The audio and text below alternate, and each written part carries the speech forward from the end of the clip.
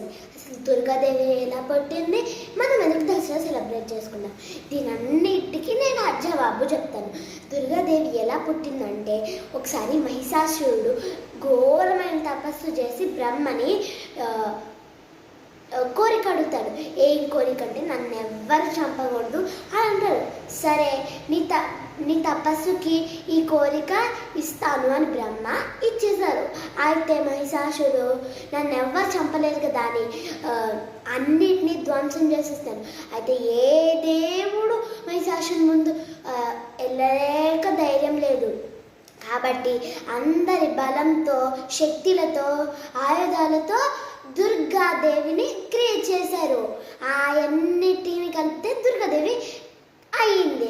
అయితే దుర్గాదేవి 9 days మహిషాసుని చంపుతూ ఒక్కొక్క శక్తి ఒక్కొక్క దేవితో చంపేసింది అన్నమాట.